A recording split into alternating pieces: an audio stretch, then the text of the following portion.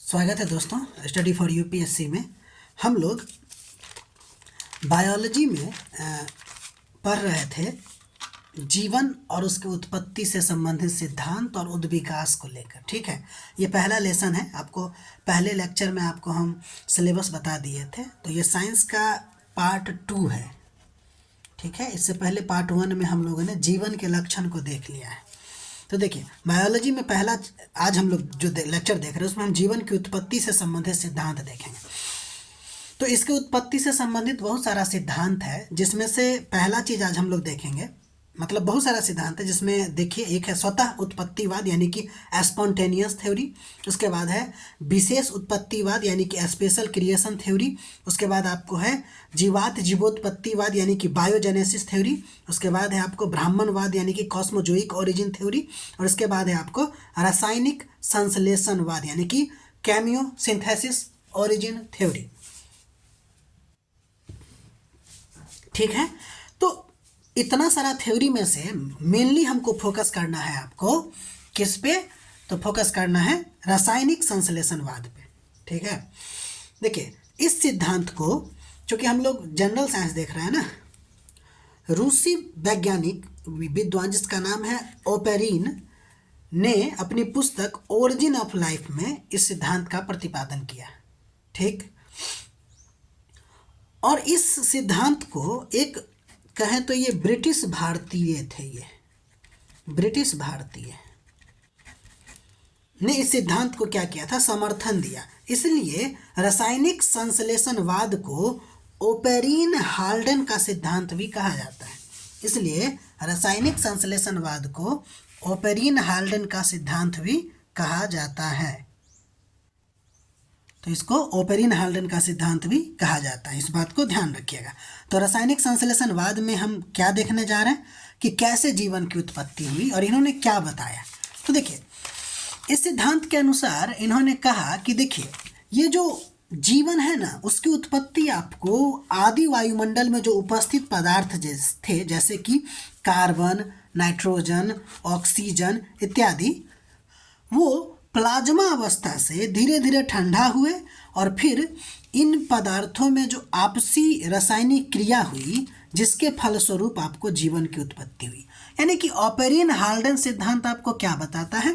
तो Oparin Haldane सिद्धांत आपको बताता है कि आदि वायुमंडल में उपस्थित पदार्थ जो प्लाज्मा अवस्था में थी वो धीरे धीरे ठंडा हुआ और ठंडा होने के फलस्वरूप उसमें रासायनिक क्रियाएं शुरू होने लगी और रासायनिक क्रियाएं शुरू होने के बाद आपको जीवन की उत्पत्ति हुई। तो ये जो जीवन की उत्पत्ति हुई, तो पहले ही बड़ा जीव बन जाएगा क्या? तो नहीं, पहले प्रोकैरियोटिक जीव की उत्पत्ति हुई। ठीक है, जैसे नील हरित शैवाल जैसे जीव। अब वो प्रकाश संश्लेषण भी करते थे, तो प्रकाश संश्लेषण की क्रिया भी उसमें शुरू हुई। प्रकाश संश्लेषण की क्रिया के बाद ऑक्सीजन की उत्पत्ति हुई, ऑक्सीजन बहुत ज़्यादा मात्रा में बढ़ने लगा, फिर धीरे धीरे आपको यूकैरियोटिक जीव या कोशिका आपको बना।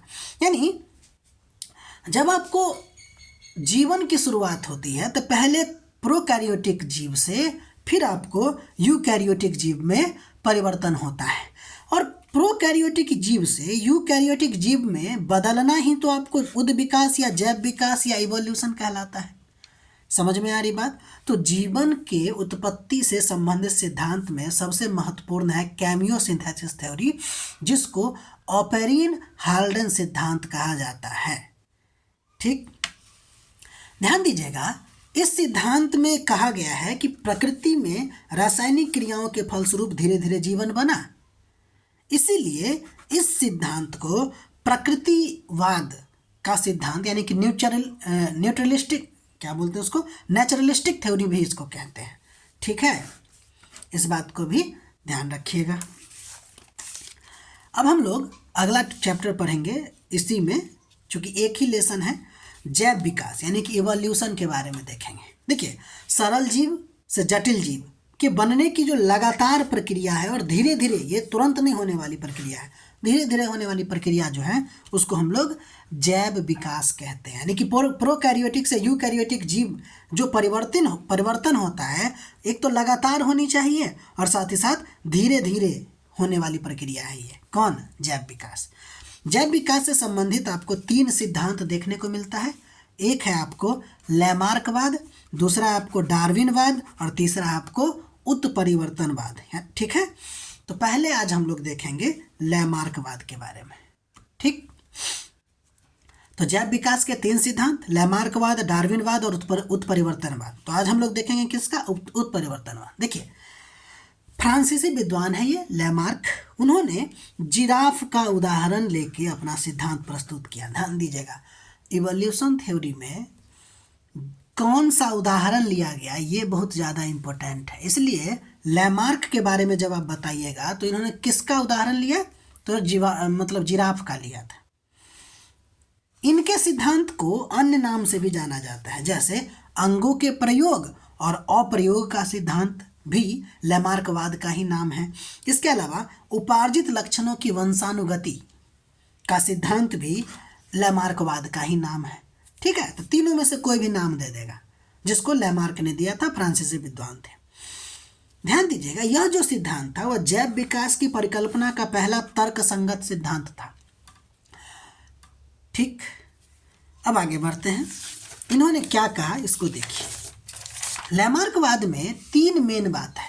लैमार्कवाद के सिद्धांत में कितना बातें महत्वपूर्ण है? तो 3 बातें। 2 बात को आपको पहले ही बता दिए हैं। पहला कि इन्होंने कहा कि वातावरण का सीधा प्रभाव, दूसरा अंगों का प्रयोग और अप्रयोग, और तीसरा उपार्जित लक्षणों की वंशानुगति। यानी कि इसके सिद्धांत में 3 बातें इंपॉर्टेंट है। क्या क्या?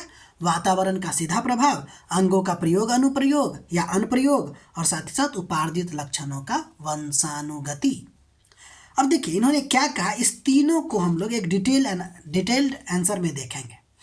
देखिए, ये कहें कि जितने भी जीव हैं उस पर वातावरण का सीधा प्रभाव पड़ता है। ठीक, तो पहला बात तो आप यही समझ गए, सीधा प्रभाव पड़ता है। अब इस वातावरण के प्रभाव से होगा क्या? जब वातावरण में परिवर्तन होगा तो वो जीव में भी कुछ परिवर्तन आ जाता है। यानी कि वातावरण का सीधा प्रभाव कैसे? अगर वातावरण में परिवर्तन तो जीवों में परिवर्तन। ठीक है, और इस परिवर्तन के क्रम में होता ये है कि कुछ अंगों की उपयोगिता बढ़ जाती है और कुछ अंगों की उपयोगिता घट जाती है। तो जिस अंगों की उपयोगिता घट जाती है वो अविकसित रह के धीरे धीरे लुप्त हो जाते हैं। इन्होंने कहा कि वातावरण में अगर परिवर्तन होता है तो जीवों में भी परिवर्तन होता है, और इस दौरान होता यह है कि जीवों का कुछ अंग ज़्यादा एक्टिव हो जाते हैं और कुछ अंग इनएक्टिव हो जाते हैं। उससे होता यह है कि जो अंग इनएक्टिव हो जाते हैं वो अविकसित रह जाता है और धीरे धीरे विलुप्त हो जाते हैं। लेकिन जो अंग आपको जिसकी उपयोगिता बढ़ जाती है वो धीरे धीरे आपको क्या हो जाता है? विकसित होके एक नए गुण को क्या कर देता है?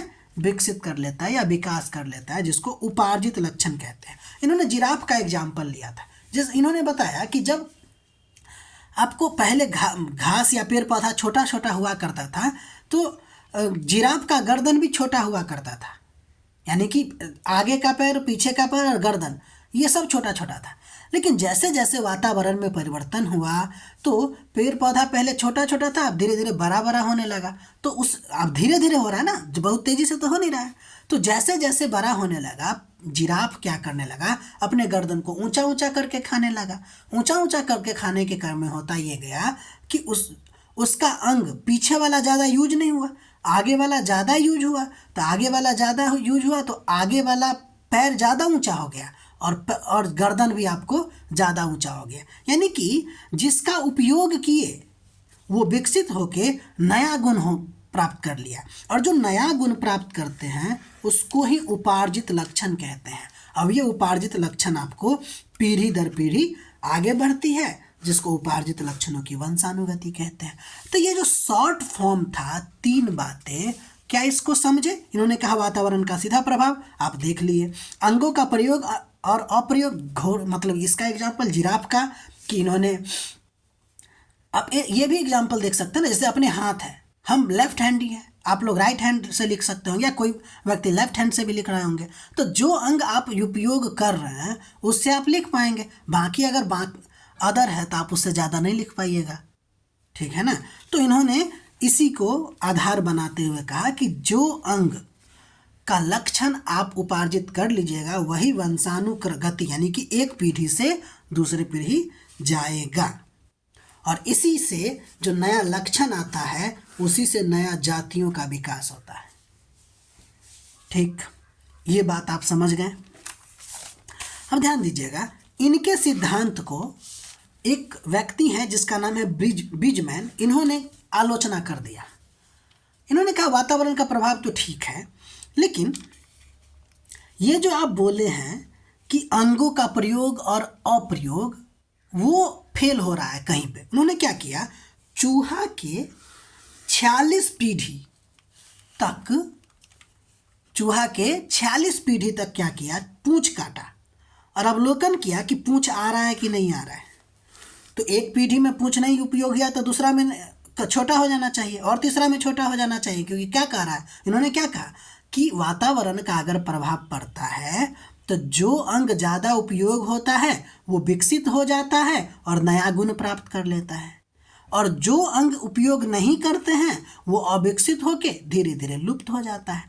तो जब ये एक पीढ़ी के पूंछ को काटा, कौन, ब्रिजमैन ने, तो उसका पूंछ अगला नहीं तो उससे अगला में कम से कम छोटा हो जाना चाहिए था और धीरे धीरे लुप्त हो जाना चाहिए था। ऐसा हुआ नहीं, प्रत्येक पीढ़ी में पूंछ आ ही रहा था। इसका मतलब यहाँ पर अंगों का प्रयोग और अप्रयोग का बात जो है वो फेल हो रहा है। तब इन्होंने इसी सिद्धांत में एक नया सिद्धांत और जोड़ दिया जिसको लैमार्कवाद यानी नव लैमार्कवाद या इसी को जनन द्रव्य की निरंतरता का सिद्धांत कहते हैं। ठीक है, देखिए मानव शरीर में आपको 2 प्रकार की कोशिकाएं होती है। मानव शरीर में 2 प्रकार की कोशिकाएं होती है, एक सेक्स सेल होता है और एक सोमैटिक सेल होता है। आपको सोमैटिक सेल को हम जो है साइंस एंड टेक में बताएंगे, और साइंस टेक में शायद अभी तक 7 लेक्चर हुआ, 8वां लेक्चर या 9वां लेक्चर में जरूर आ जाएगा वहाँ पे। ठीक है, फिर भी ये देख लीजिए, सेक्स सेल तो आप समझ गए, बाकी जो हमारे शरीर पे जो मतलब हाथ का, आँख का, नाक का, सेक्स सेल को छोड़ के एस्पर्म वाला जो है बाकी जितने भी सेल होते हैं वो सोमैटिक सेल कहलाता है। उम्मीद है समझ गए। अब देखिए, तो इस सिद्धांत के अनुसार इन्होंने कहा कि देखिए भाई, आप जो बोल रहे हैं अंगों का प्रयोग और अप्रयोग जो होता है वो सोमैटिक सेल पे लागू नहीं होता। यानी उन्होंने कहा कि सोमैटिक सेल में होने वाली परिवर्तन पीढ़ी दर पीढ़ी नहीं जाता, ठीक, बल्कि सेक्स सेल में जो परिवर्तन होता है वही आपको पीढ़ी दर पीढ़ी जाती है। समझ में आ रही बात।